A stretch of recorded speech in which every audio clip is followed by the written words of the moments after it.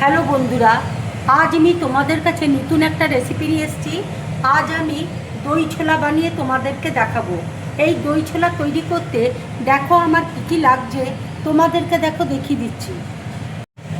এখানে দেখো কাবলি ছোলা আমি নুন দিয়ে দেখো সেদ্ধ করে নিয়েছি।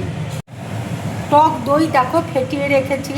এখানে আদা রসুন বাটা আছে, পেঁয়াজ কুচি আছে, হলুদ আছে, গোটা জিরে রয়েছে, গরম মশলা গুঁড়ো রয়েছে, কাঁচা লঙ্কা রয়েছে। কড়াইয়ে দেখো তেল দিয়েছি, তেল দেখো গরম হয়ে গেছে। এবার আমি জিরে দেখো দিয়ে দিচ্ছি।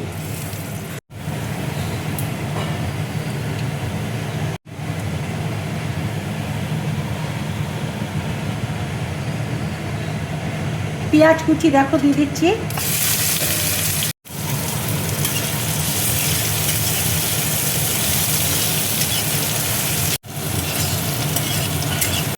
পেঁয়াজটা দেখো হালকা গোলাপি করে আমি ভেজে নেব। এবার দেখো কাঁচা লঙ্কা কুচি আমি দিয়ে দিচ্ছি। হালকা করে দেখো ভেজে নিয়েছি। এবার আমি আদা রসুন বাটাটা দেখো দিয়ে দিচ্ছি।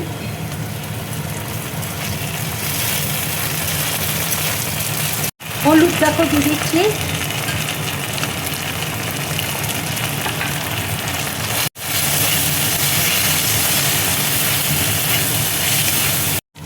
ছোলার মধ্যে দেখো অল্প করে আমি নুন দিয়েছি।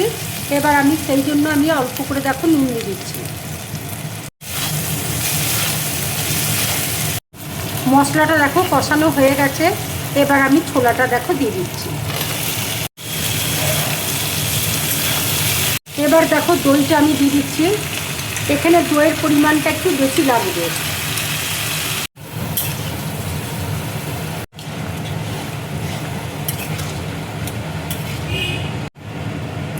এবার দেখো ম্যাশার দিয়ে আমি একটু ম্যাশড করে নিচ্ছি।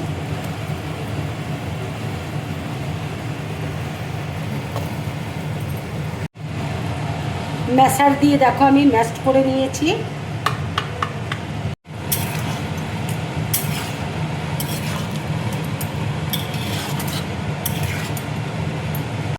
এই রান্নাটা হতে দেখো আরও 10 মিনিট সময় লাগবে। দইয়ের দেখো খুব সুন্দর একটা গন্ধ বেরোচ্ছে।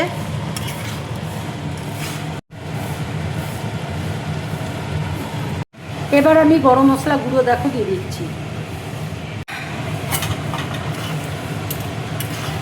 রান্নাটা দেখো হয়ে গেছে। এবার আমি গ্যাসটা অফ করে দিচ্ছি। এইভাবে দই ছোলা বানিয়ে তোমরা রুটি পরোটা লুচির সাথে খাবে, খুব ভালো লাগবে খেতে। যদি আমার এই রেসিপিটা তোমাদের ভালো লাগে তাহলে লাইক করবে, শেয়ার করবে আর ড্রিম ব্লগ চ্যানেলটাকে সাবস্ক্রাইব করবে। তোমরা বেশি করে কমেন্টস করবে, তাহলে আমার খুব ভালো লাগবে। নমস্কার।